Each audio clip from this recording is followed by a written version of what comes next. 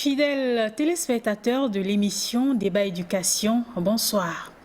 Avant toute chose, nous souhaitons une bonne et heureuse année à l'ensemble des acteurs du système éducatif, aux parents, aux élèves, aux enseignants et aux partenaires techniques et financiers de l'éducation.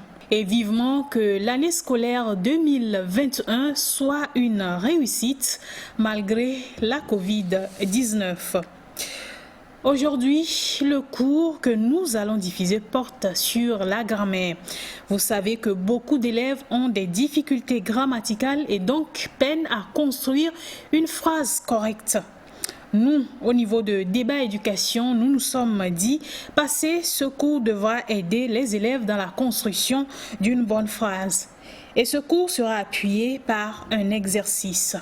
Mais avant cela, nous allons passer en revue l'actualité éducative. Actu Éducation, c'est dans un instant.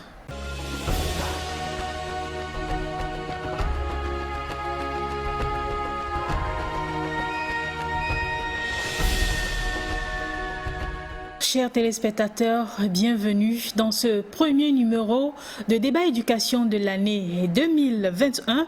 Ce premier numéro que nous avons consacré à un cours de grammaire au profit des élèves de la classe de CM2.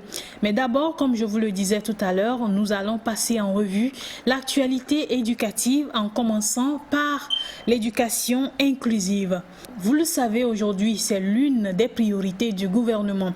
Permettre à tous les enfants en situation de vulnérabilité d'aller à l'école est l'un des objectifs du plan sectoriel de l'éducation 2014-2025. Nous étions dans un collège à Simbortoti, dans la préfecture de Thônes, où nous avons pu suivre une éducation inclusive. Je vous propose de suivre le reportage. Le CEG de Simbortoti, dans la préfecture de Thônes, est un modèle d'école inclusive. Il forme depuis 4 ans déjà Mademoiselle Liabine Larba, une handicapée visuelle âgée de 16 ans en classe de 3e. Comme les autres élèves, Larba suit le cours et répond aux questions de l'enseignant. Pour le cours littéral, j'essaie de l'amener à participer. Et au niveau des mots, j'essaie à chaque fois d'épeler les lettres. Quand je mets le mot un peu difficile au tableau pour les autres, j'épelle les lettres pour Larba. Et pour les schémas, à la fin de la schématisation, je braille les annotations pour elle, du fait qu'on ne peut pas faire la schématisation. Je dirais n'est pas aussi différente des autres élèves. Et la participation, c'est tout comme les autres élèves aussi, voyants de la classe. Les cours se passent bien. Les professeurs ne m'oublient pas. Chaque temps, c'est par la dictée que je recopie les cours.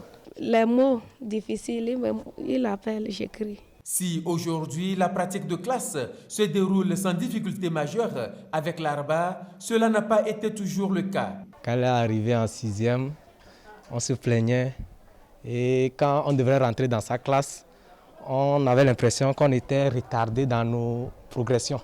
Quand elle passait pour la 4e, nous avions reçu une formation et au cours de cette formation, nous avons d'abord été instruits sur la notion d'éducation inclusive.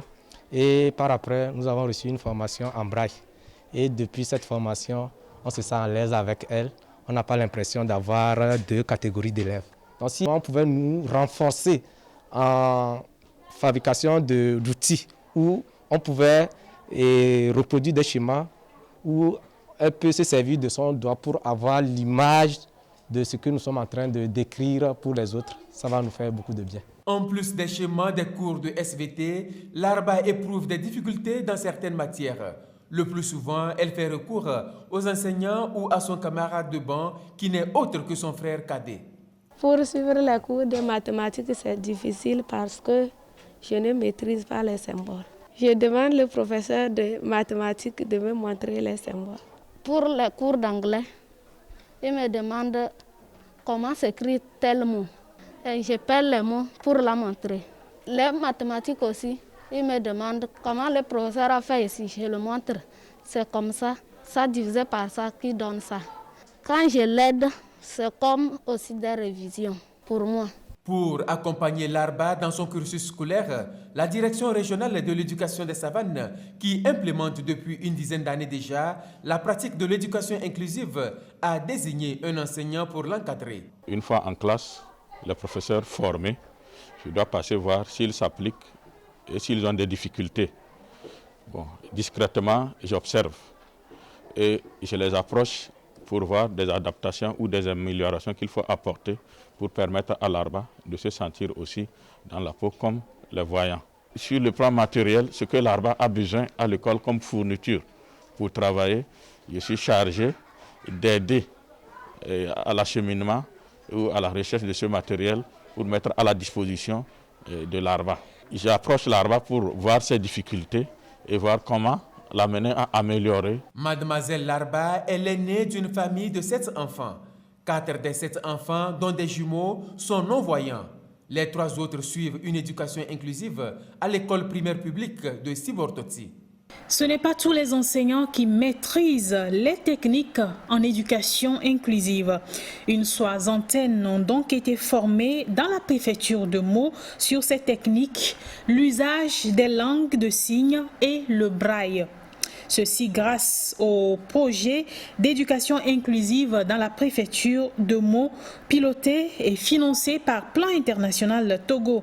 Ceci devrait aider les enseignants dans la conduite à tenir pour l'application effective des systèmes d'éducation inclusive dans les établissements scolaires. Regardez. Enseignants et directeurs d'école primaire de la préfecture de Meaux ont été renforcés sur l'écriture en braille et la langue de signes. Un appui technique qui s'inscrit dans le cadre du projet Éducation inclusive dans la préfecture de Meaux, un projet financé par Plan International et mis en œuvre en collaboration avec l'ONG PASDI Afrique. C'est en fait un recyclage que nous organisons à l'endroit des enseignants qui ont été formés l'année dernière sur la langue de signes et le braille pour leur permettre donc de continuer par prendre en charge des classes inclusives, c'est-à-dire des classes dans lesquelles nous pourrons avoir des enfants handicapés, soit visuels ou auditifs. Nous avons consulté gratuitement les enfants handicapés et nous leur avons fourni des équipements de mobilité de base. Nous avons construit des rampes et nous avons fait des sensibilisations au niveau des communautés pour que les enfants handicapés puissent aller à l'école. Au départ, on avait peur de recevoir ces enfants parce qu'on n'avait pas reçu une formation. Avec la formation en écriture braille et en langue de signes, nous pouvons les recevoir et leur donner l'éducation qu'il faut. Ces enseignants formés seront appuyés dans l'encadrement des apprenants par leurs collègues mieux outillés, appelés enseignants itinérants. Avec l'appui de ces derniers, tous les enseignants devront bénéficier d'un suivi régulier sur ces nouvelles techniques en faveur de l'éducation inclusive. Malgré les efforts du gouvernement, les enfants sont toujours victimes de toutes sortes de sévices, maltraitances, viols, tortures, jusqu'à ce que parfois mort s'ensuive. Est-ce à dire que ces instruments mis en place par le gouvernement sont inefficaces? Nous avons passé en revue toutes ces mesures prises au Togo pour protéger les enfants. Je vous propose de suivre le reportage. Protection de l'enfant, allô? Chaque jour, le 10-11 résonne dans ce bureau. Une ligne verte spécialisée dans la lutte contre la maltraitance des enfants au Togo. Environ 16 500 appels par an sont effectués dans ce centre d'écoute pour dénoncer toute forme de sévices corporels infligés aux enfants. Il y a quelques jours, celui que nous allons surnommer Job est admis dans cet univers. Même s'il ignore tout ce qui l'a conduit ici, il se rappelle avec émoi ces derniers jours de chez son tuteur. Je dors dans ma cuisine, il me maltraitait.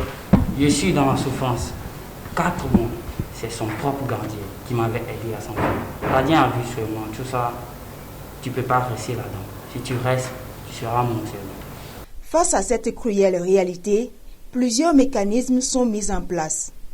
Le ministère de l'Action sociale, de la promotion de la femme et de l'alphabétisation veut juguler ce mal. La maltraitance des enfants C'est un phénomène qui est réel dans notre pays, dans nos communautés, et il faut combattre absolument. C'est un phénomène aujourd'hui, on peut se dire qu'il est en baisse dans notre pays, grâce aux différentes actions de lutte qui ont été depuis longtemps menées par le gouvernement à travers le ministère de l'Action sociale, de la promotion de la femme et de l'alphabétisation. Au titre des mécanismes, le ministère a mis en place des organes qui travaillent en synergie pour pouvoir lutter efficacement contre ce phénomène. Il y a un décret d'ailleurs qui a été pris en Conseil des ministres pour mettre en place le Comité national des droits de l'enfant, le CNE, dont les attributions vont au-delà de tout ce que les acteurs mènent sur le terrain. Il a été également créé des outils nécessaires pour non seulement protéger ces êtres vulnérables contre les violences de tout genre, mais aussi poursuivre et punir si possible les auteurs de ces actes inhumains. Nous avons le nouveau code des personnes et de la famille, nous avons le code pénal qui a été revu et qui prend aujourd'hui en compte tout ce qui est maltraitance de l'enfant. Nous avons également le code de l'enfant qui a été promulgué par le chef de l'État.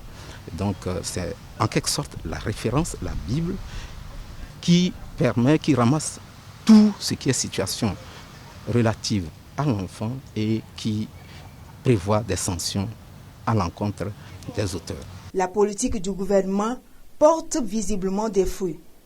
Les statistiques présentent une baisse sensible de la maltraitance des enfants. L'engagement des chefs traditionnels et religieux en est également pour quelque chose. Ils accompagnent l'État dans la lutte contre les pratiques néfastes dans les couvents à l'égard des enfants. Je vous le disais tout à l'heure, les enfants, jeunes filles comme garçons, subissent toutes sortes d'abus. Vous avez pu constater les mesures prises au niveau du gouvernement à travers le ministère de l'Action sociale qui a également mis en place un cadre de concertation pour lutter contre ces abus des parents et tuteurs sur les enfants. À Blita, l'ONG Défi et Développement a organisé une conférence pour évaluer ces pratiques sur les enfants et les mesures qui ont été prises au niveau de ce cadre. Une conférence de cas est organisée dans le but de faire la synthèse des cas gérés au cours d'un semestre. Les acteurs du cadre de concertation se retrouvent lors de cette conférence pour mettre ensemble les cas gérés, c'est-à-dire les cas d'abus, en vue de mieux protéger les enfants. Il est ressorti que la préfecture de Blita regorge de beaucoup de cas d'abus. Nous avons vu plus de 22 cas d'abus sur les enfants. Donc, tous les acteurs sont interpellés et nous devons vraiment prendre conscience que la protection des enfants est un droit et que nous devons vraiment considérer que c'est un devoir pour nous de protéger les enfants en vue de diminuer les cas d'abus dans notre préfecture. Le plan international Togo est engagé dans la protection et la sauvegarde de la sécurité des enfants. Tous nos projets, programmes contribuent à ça. Donc une conférence des cas, ça sert à faire l'état de lieu de la gestion de tous les cas qui ont été dénoncés et dans une période donnée. Il ressort de cette rencontre que les acteurs de protection, le cadre de protection, je veux dire, de la préfecture de Blita a fait une situation des cas dénoncés dans la préfecture, l'état de lieu de la gestion des cas et puis des propositions aussi pour vraiment la meilleure gestion de certains cas qui sont encore en suspens. Donc aujourd'hui, nous nous en félicitons que le cadre se saisisse vraiment de cette question qui est centrale pour nous, acteurs de protection des droits des enfants. Et nous félicitons vraiment le cadre pour cette activité-là. Nous félicitons le cas d'abus. Il faudrait que la population cesse de violer nos jeunes filles, notre relève de demain. C'est pourquoi nous les dénonçons. Quand on découvre des viols dans le milieu, on les dénonce. Pour qu'on cesse de faire développer, laisser les enfants évoluer, les jeunes filles évoluer au niveau de l'éducation. Désormais, le Togo dispose d'une politique nationale de la recherche et de l'innovation. Le document repose sur 5 principes directeurs, notamment la recevabilité, l'excellence, la liberté, l'éthique professionnelle et la responsabilité des institutions et acteurs de la recherche. Le document a été soumis à l'appréciation des acteurs impliqués dans la recherche. Regardez.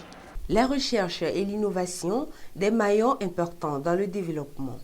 Axés sur la redevabilité, l'excellence, l'éthique professionnelle et la responsabilité des institutions et acteurs de la recherche, entre autres, la politique nationale de la recherche et de l'innovation présente de nouvelles façons de stimuler la recherche scientifique pour les 10 prochaines années.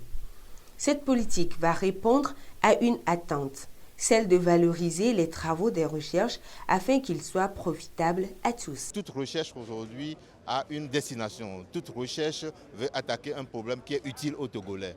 Toute recherche que nous faisons aujourd'hui doit transformer la vie économique, doit transformer la vie sociale. Faire la recherche pour apporter une valeur ajoutée, une plus-value à la communauté.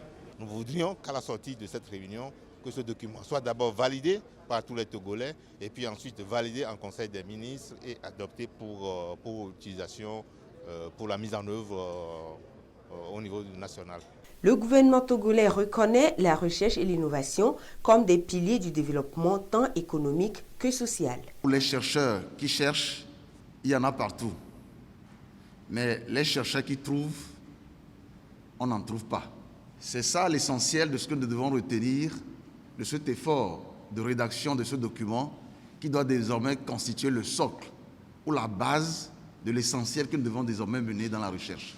Le gouvernement togolais, avec à sa tête le chef de l'État, a compris l'impérieuse nécessité d'investir dans la recherche pour que notre pays, un jour aussi, s'inscrive dans le cadre des pays émergents. On ne peut parler d'émergence dans un pays si on n'a pas mis l'accent sur l'éducation universitaire, sur la qualité de la recherche et la qualité de l'enseignement. C'est pour cela que pendant 5 ans, sous les auspices et la direction du professeur Kokoroko, des travaux ont été faits pour que nous en arrivions aujourd'hui à ce niveau. Arriver à valider un document de travail qui va constituer un peu le cadre, qui va définir les règles de la recherche. Après cet atelier, nous conviendrons ensemble qu'il faudrait redéfinir le statut du chercheur. Est-ce que le fait d'être docteur et d'être recruté dans une université fait de nous des chercheurs, des enseignants-chercheurs? Est-ce que l'enseignant-chercheur désormais va se résumer à une étiquette qu'on affiche pour dire « je suis enseignant-chercheur » Ce document également nous dira un peu dans quelle mesure nous allons apprendre à valoriser les résultats des travaux que nous faisons. Est-ce qu'être un chercheur se résume à pondre des articles pour évoluer sur le plan du CAMES? À mon humble avis, l'enseignant-chercheur, c'est une conscience, c'est un savoir-faire, c'est un savoir-être. C'est un savoir-faire faire. Et je pense que les travaux pendant ces 2 jours nous permettront effectivement de faire de la pédagogie pour ce qu'on appelle l'enseignant-chercheur. La validation de cette politique permettra à l'horizon 2030 d'améliorer les rendements et la productivité dans tous les domaines de la vie nationale, ce qui devra contribuer à la croissance économique durable et inclusive du pays. Les grandes priorités éducatives pour les 10 prochaines années ont été portées à la connaissance des acteurs de l'éducation à Thiévié dans le Zion. Ces priorités sont contenues dans le plan sectoriel de l'éducation et c'est justement le contenu de ce plan qui a fait objet d'échanges entre ces différents acteurs de l'éducation à Thiévié. Des échanges nourris avec les experts du plan sectoriel de l'éducation. C'est une démarche pour faire connaître aux acteurs éducatifs de Thiévié les grandes visions de l'éducation sur les 10 prochaines années et les priorités sur lesquelles il faut agir. Il s'agit d'améliorer la qualité de l'éducation, de l'équité et de la gouvernance dans le secteur de l'éducation au Togo. Il s'agira donc de partager le contenu du document de plan sectoriel révisé, de sorte que tout le monde puisse contribuer efficacement, de quelque manière que ce soit, à la réussite de l'éducation. C'est la suite d'une tournée que nous avons entreprise depuis quelques semaines qui nous permet de porter la politique éducative et la planification sectorielle de l'éducation vers tous les acteurs dans les régions de notre pays. Il est prévu de réviser tous les curricula de formation qui sont en cours dans nos établissements scolaires, de faire en sorte que les parents participent plus à un suivi des élèves. Pour avoir le succès de cette politique éducative nationale, 600 exemplaires du plan sectoriel de l'éducation ont été distribués. La direction régionale de l'éducation maritime a rencontré les inspecteurs et promoteurs d'écoles, toujours dans le ZIO. La direction entend par cette rencontre renforcer les visites techniques dans les établissements privés et soumettre aux promoteurs d'écoles les nouvelles réformes qui régissent l'ouverture d'un établissement scolaire au Togo. Suivons ensemble le reportage. La qualité de l'éducation est au centre de toutes les préoccupations du gouvernement qui prépare la relève de demain. Si l'enseignement dispensé dans les écoles publiques est permanemment sous contrôle, la situation n'est toujours pas le cas dans certaines écoles privées. Ceci dû à une visite technique parfois négligée dans les écoles. Le problème est pris à bras le corps à la direction régionale de l'éducation maritime. Elle échange ici sur le sujet avec les inspecteurs et promoteurs d'écoles en vue de l'obtention de l'autorisation de création d'ouverture et de fonctionnement d'écoles. Nous avons décidé que tous les acteurs impliqués dans la visite technique se retrouvent pour s'approprier des tests qui régissent cette activité-là. Ensuite, pour les inspecteurs, de revoir la grille d'observation qui est un outil important qui n'était pas intégré dans les pratiques dans la région.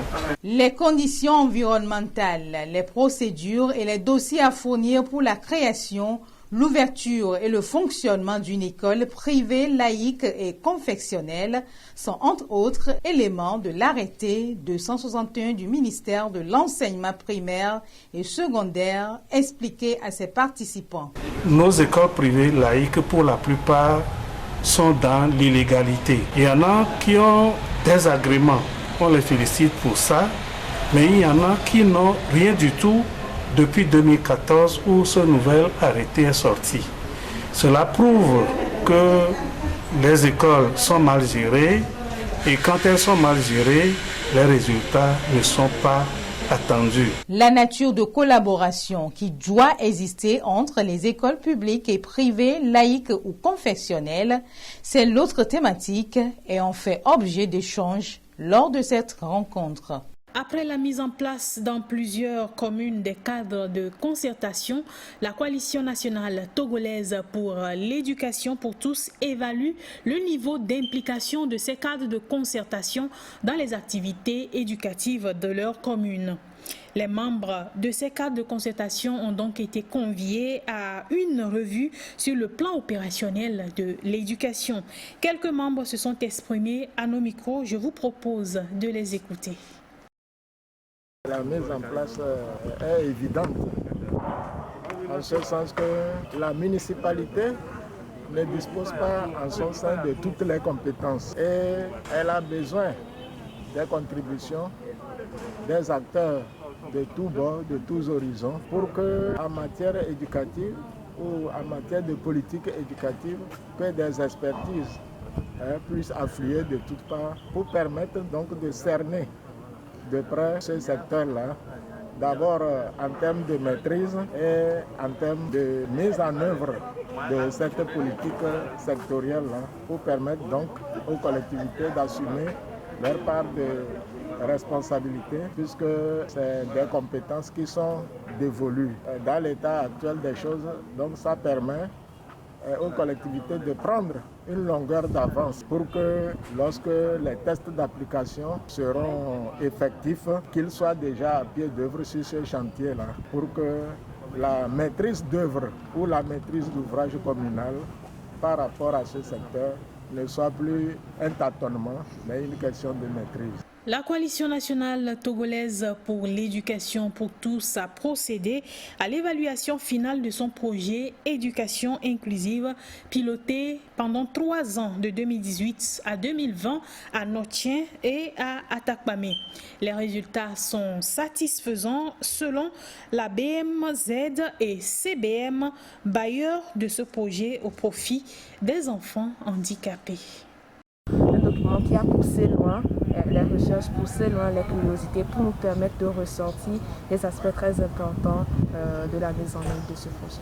Pierre de force, il a été constaté que nous avions une capacité d'encadrement des enfants handicapés et de leur insertion dans le système éducatif et de la mobilisation communautaire et médiatique autour de ces enfants et de la collaboration active avec les partenaires de l'éducation pour que l'éducation inclusive soit un fait de réussite au Togo et surtout dans la zone du projet.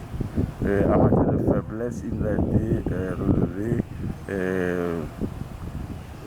un certain nombre d'éléments relatifs à la non prise en compte du préscolaire et du secondaire 1, parce que l'éducation de base réclame que les enfants soient scolarisés et maintenus dans le système pour 12 ans, dont 9 obligatoires, comme faire l'ODD 4. Donc nous avons pris acte et nous pensons, et puis il nous a été également relevé le fait que nous n'avons pas assez mis d'actions de sensibilisation pour permettre une certaine appropriation par les communautés.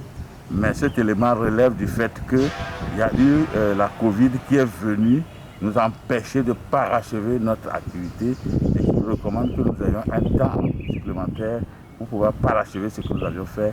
Et ce constat n'a été que le reflet du relâchement après que la Covid est venue et que nous n'avions plus occupé le terrain. La première des recommandations adressées au ministère, c'est de tout faire pour que la stratégie nationale de l'éducation inclusive soit mise en place. Ensuite, de pouvoir le fédérer avec les autres ministères transversaux, comme le ministère de la Santé.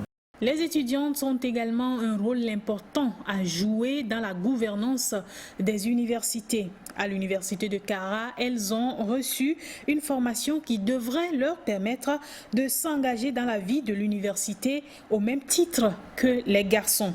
L'initiative est à mettre à l'actif de la cellule genre du ministère de l'Enseignement supérieur et de la Recherche. Une rencontre dont les participants sont des filles étudiantes à l'université de Kara. C'est une initiative de la cellule genre du ministère de l'Enseignement supérieur et de la Recherche, initiative qui vise à amener les étudiantes à s'impliquer dans la gestion de la vie de leur institution afin de ne plus laisser le champ libre aux garçons. Il y avait une réunion de délégués de l'université de Lomé avec le ministre et le jour-là, à la réunion, il n'y avait aucune fille, aucune étudiante dans l'équipe.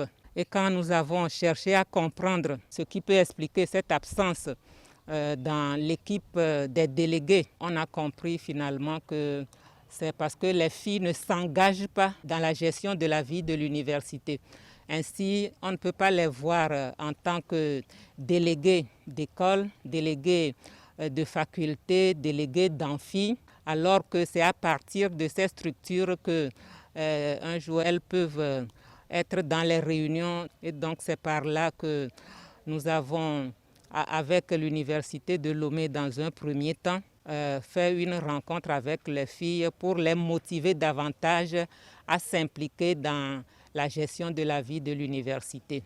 Pour la cellule genre du ministère de l'Enseignement supérieur et de la Recherche, cette rencontre sur l'implication des étudiantes sur ce qui se passe à l'université constitue aussi un cadre d'apprentissage pour ces étudiantes de la vie sociale et professionnelle. Cette cellule a prévu de faire un suivi pour se rendre compte de la manière dont les étudiantes ont accueilli l'information et voir si elles se sont engagées pleinement dans la vie de leur université. Dans la région centrale, l'ONG Creusette Togo renforce les capacités des enseignants sur les méthodes alternatives à la violence du genre transformateur et les droits sexuels des adolescents. Plus de 180 enseignants sont formés grâce au projet Renforcement de la société civile pour la lutte contre les violences du genre, financé par Plan International Togo et l'agence suédoise de développement ASDI. Suivez plutôt. Nous sommes en train de renforcer les capacités de 180 enseignants dans les préfectures de Sotouboua et Mo. Et cette formation vient répondre au constat fait dans le cadre scolaire où nous avons constaté qu'il y a des enfants, sinon pratiquement les enfants subissent des multiples formes de violence. Par rapport à l'engouement que les professeurs ont au cours de cette formation, nous sommes sûrs déjà qu'ils vont appliquer les méthodes alternatives à la violence parce que des gens ont pris conscience des violences exercées sur les élèves, les conséquences néfastes qui ont conduit les élèves à l'abandon, à la déperdition. Eux-mêmes ont donné les conséquences fâcheuses par rapport aux violences et cela dénote de comment ils vont changer de comportement dans les pratiques de classe à partir d'aujourd'hui pour un lendemain meilleur et avec une éducation sans violence, une société sans violence. Par le passé, il y a beaucoup de choses que nous faisons dans l'ignorance, pensant bien faire, alors que de l'autre côté, les conséquences sont très néfastes sur l'évolution des élèves. La façon de sanctionner nos élèves qui désorientait beaucoup d'élèves, amenait certains à abandonner, certains même à se révolter, à se rebeller. Mais avec cette formation, nous sommes en train de nous rendre compte que nous étions en train d'aller dans l'erreur. Et je suis sûr qu'au sortir de cette formation, nos pratiques de classe vont s'améliorer. Une fois arrivé, j'essaierai de sensibiliser les filles sur les grossesses non désirées, les grossesses précoces qui entraînent l'abandon des classes. Nous allons passer maintenant au cours de grammaire, mais avant cela, nous allons marquer une petite pause avec cette bande dessinée réalisée par la Coalition nationale togolaise pour l'éducation pour tous, pour sensibiliser les élèves sur le respect des mesures barrières. Je suis un élève handicapé ou non. Il me faut une bonne santé pour jouir parfaitement de mon droit d'aller à l'école. Le coronavirus peut aussi me l'empêcher. Afin de me protéger et protéger mes camarades contre le coronavirus, j'exécute les gestes simples suivants qui sauvent la vie. Je couvre ma bouche et mon nez avec un cache-nez. Je porte mon cache-nez partout, en classe, dans la cour, dans les couloirs, dans la rue, en groupe. Je lave mon cache-nez chaque jour. Si mon cache-nez est à usage unique, je le jette immédiatement à la poubelle après usage. Je n'utilise jamais le cache-nez de mon camarade ou d'une autre personne. Je tousse dans le creux de mon bras ou dans un papier mouchoir. Je jette immédiatement le papier mouchoir après usage à la poubelle. Je lave régulièrement mes mains avec de l'eau et du savon ou je les nettoie régulièrement avec le gel hydroalcoolique. Je nettoie régulièrement tous les objets que je touche, principalement mes aides techniques telles que le tricycle, les lunettes et les cannes. Je garde toujours une distance d'1 mètre au moins entre les autres et moi, même pour dire bonjour. J'évite tout contact étroit, non protégé avec mes camarades et les autres personnes, surtout s'ils souffrent de la fièvre et ou de la toux. Je consulte vite un médecin en cas de fièvre, de toux et de difficultés respiratoires où j'appelle le 111. Pour éviter le coronavirus, mes camarades, faites comme moi. Et vous, papa, maman, enseignants et adultes, ne cessez jamais de nous rappeler ces gestes simples. Alors, chers élèves, j'espère que vous avez vos cahiers et vos bics à portée de main pour acquérir des connaissances langagières. Il y a aussi un exercice qui sera fait après le cours. Restez concentrés pour acquérir le nécessaire et pouvoir vous en sortir dans la construction d'une bonne phrase. On se revoit tout à l'heure après cette leçon de grammaire. Bonjour, chers élèves partout au Togo. Je réponds au nom de Soji Aheba Arefa Sidonie, enseignante à l'EPP-CB. Je vais faire avec toi des activités qui te permettront de bien réussir les exercices de « Je manipule la phrase 1 » que nous appelions grammaire en étude de test et en dictée. J'espère que tu as pris une bonne place devant ta télévision ou ton poste radio pour me suivre et bien travailler avec moi. Je t'invite alors à prendre ton cahier, ton bic, ton ardoise, ta craie et ton chiffon. Tu as 1 minute pour assembler le matériel. Si tu es prêt, on va commencer. Bien, suis. On lit ensemble. Au début de cette année, une terrible maladie qui n'épargne ni grands ni enfants envahit tous les pays du monde entier.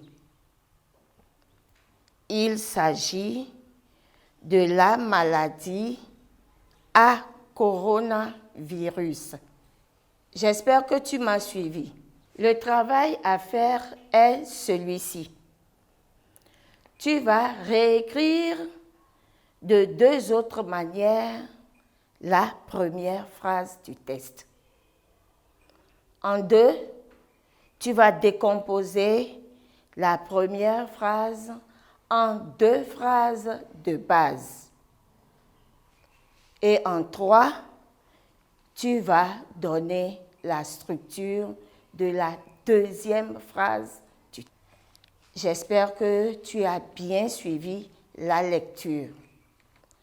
Je vais la reprendre une première fois et on va commencer par travailler. Au début de cette année, une terrible maladie qui n'épargne ni grands ni enfants envahit tous les pays du monde entier.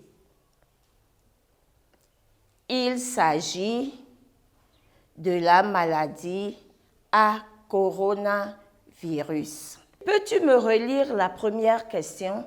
Réécrire de 2 manières la première phrase du test. Qu'est-ce qu'on te demande de faire? Dis-moi ce qu'on te demande de faire. On te demande de réécrire la première phrase tout en gardant le sens de cette phrase avec les mêmes mots. C'est bon? Bien. Tu prends ton ardoise et tu me réécris. D'abord, qui peut me lire la première phrase du test? Lis-moi la première phrase du test. La première phrase du test est « Au début de cette année, une terrible maladie qui n'épargne ni grands ni enfants envahit tous les pays du monde entier. » Voilà la première phrase du test. Maintenant, réécris-la sur ton ardoise. Tu as 1 minute. Allez, travaille. Je reprends. Une terrible maladie qui n'épargne ni grands ni enfants envahit tous les pays du monde entier au début de cette année. Je vais écrire la phrase au tableau. Une terrible maladie envahit tous les pays du monde entier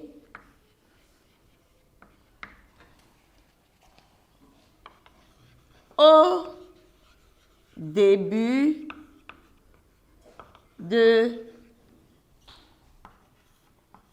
cette année. Très bien. Voilà la première phrase trouvée.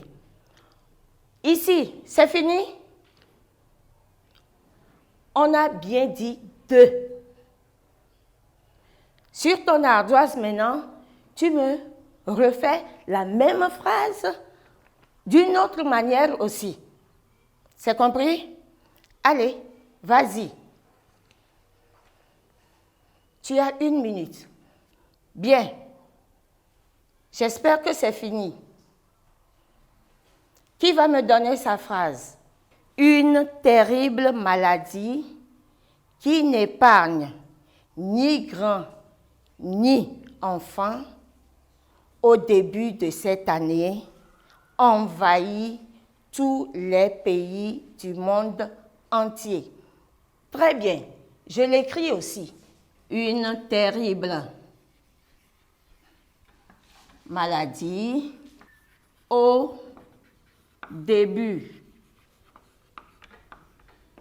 de cette année envahit tous les pays du monde entier. Bien, suivez bien les deux phrases. Nous venons ainsi de trouver les deux manières de transformation de la phrase initiale. Qu'est-ce que tu constates? Qu'est-ce que tu constates dans ces phrases-là? Voilà la première phrase, la phrase initiale. Voilà ce que nous venons de faire. Qu'est-ce que tu constates? Qui peut me dire ce qu'il remarque dans ces phrases-là? Qui trouve? Tu remarques qu'il y a un groupe de mots qui change de place dans la phrase. Lis-moi ce groupe de mots. Au début de cette année. C'est pourquoi je l'ai mis en rouge. Bien, ce groupe de mots-là, comment est-ce que je l'appelle? Comment est-ce que tu l'appelles? C'est un groupe permutable. C'est un groupe permutable.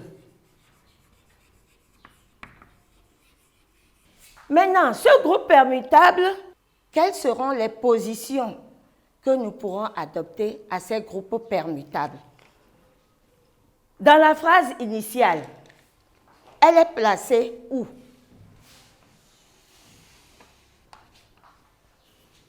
Dans les autres phrases, ici, elle est placée où? Ici, elle est placée où? Regarde et dis-moi où se place le groupe permutable dans ces phrases. Il est placé ici en début de phrase. Dans la deuxième phrase, il est placé à la fin de la phrase. Et en troisième position, il est placé à l'intérieur de la phrase. Maintenant, le groupe permutable peut se placer en début de phrase, à l'intérieur de la phrase et à la fin de la phrase. Nous venons de terminer notre première question. Lis-moi la deuxième question.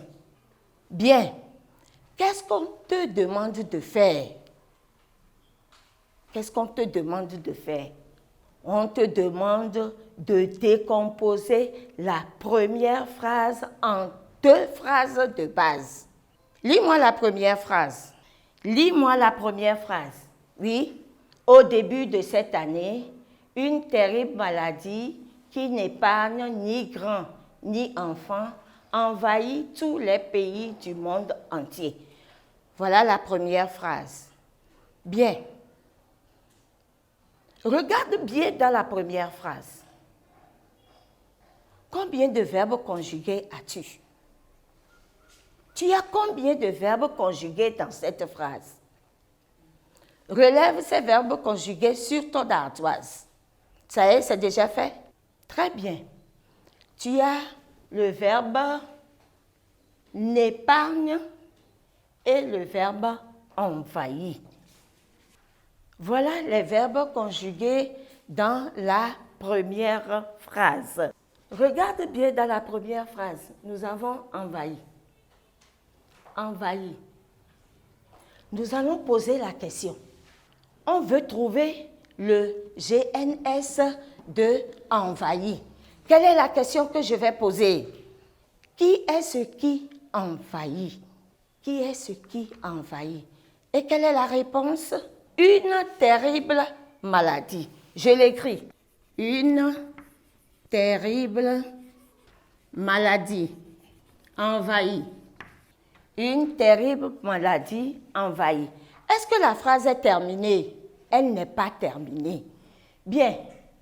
Quelle est la question que je vais poser pour trouver le groupe de mots qui termine la phrase? Je vais poser la question « quoi ?»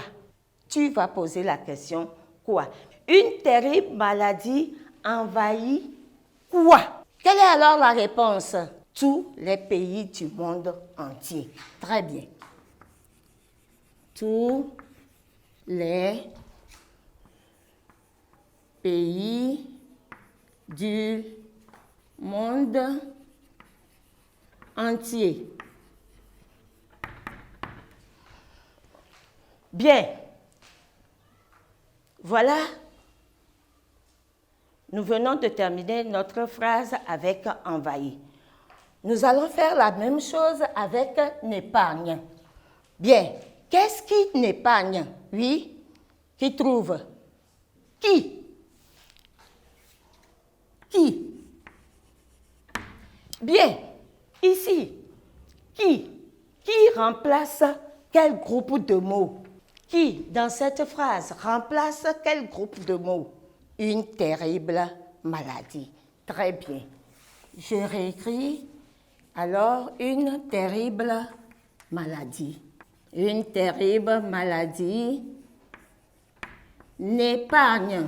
Une terrible maladie n'épargne. Notre phrase est-elle terminée? Oui, elle n'est pas terminée. Quelle est la question que nous allons poser, que tu vas poser pour trouver le groupe de mots restants? De qui? Une terrible maladie n'épargne qui? Ni grand, ni enfant. Ni grand,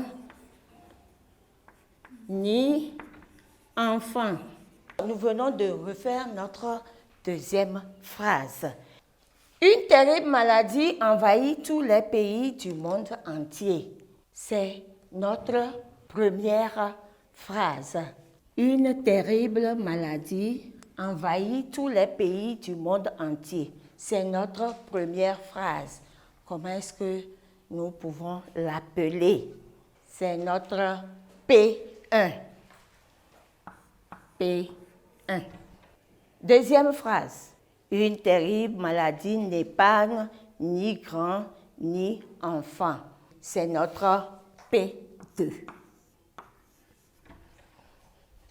Là, maintenant, nous venons de trouver nos deux phrases de base. Lis-moi la troisième question. Qu'est-ce qu'on te demande de faire? On te demande de donner la structure de la deuxième phrase. Lis-moi la deuxième phrase dans le test. Il s'agit de la maladie à coronavirus. Dans la deuxième phrase, tu me relèves le verbe. Relève-moi le verbe dans cette phrase. Le verbe, c'est s'agit. Je l'écris. S'agit. Maintenant, quelle question allons-nous poser pour trouver le GNS? Quelle question tu vas te poser pour trouver le GNS? Qu'est-ce qui agit? Qu'est-ce qu'on trouve? Qu'est-ce que tu trouves? Il. J'écris alors il. Quelle est la nature de il? Il est un pronom personnel. Pronom personnel. Bien, il est un pronom personnel. Dans cette phrase, il est sujet. Très bien. Il est alors sujet. Il, pronom personnel, sujet. S'agit, verbe. Est-ce que notre phrase, elle est terminée? Non. Très bien. Quelle est la question que nous allons poser pour trouver le groupe de mots restants? De quoi? Il s'agit de quoi? Quand je pose la question de quoi, qu'est-ce que je trouve? Un complément d'objet indirect. Il s'agit de quoi? De la maladie. La maladie à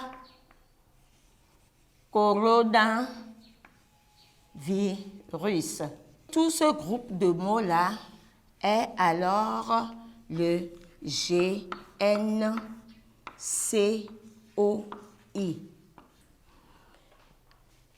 La structure de notre phrase fait alors quoi?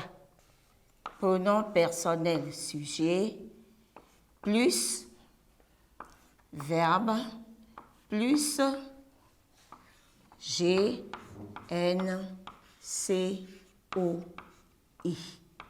La question est-elle terminée? Oui.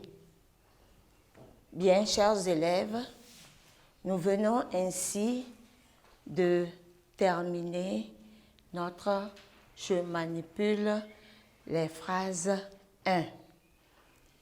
On nous a demandé de faire la structure de la phrase. Nous l'avons faite et nous l'avons réécrite de deux autres manières en mettant le groupe permutable au début, à l'intérieur et à la fin de la phrase. Nous avons décomposé la phrase en deux phrases de base, en trouvant d'abord le verbe et le GNS et les compléments. Et ensuite, nous avons fait la structure de la deuxième phrase en trouvant le pronom personnel sujet, le verbe et le GN, complément d'objet indirect. Merci, chers élèves, de m'avoir suivi. À la prochaine. C'est la fin de ce tout premier numéro de débat éducation consacré à la leçon de grammaire. Chers élèves, j'espère que vous avez pu retenir quelque chose. Moi, je vous dis au revoir et on se retrouve le mercredi prochain pour débat thématique. Portez-vous bien et respectez surtout les mesures barrières.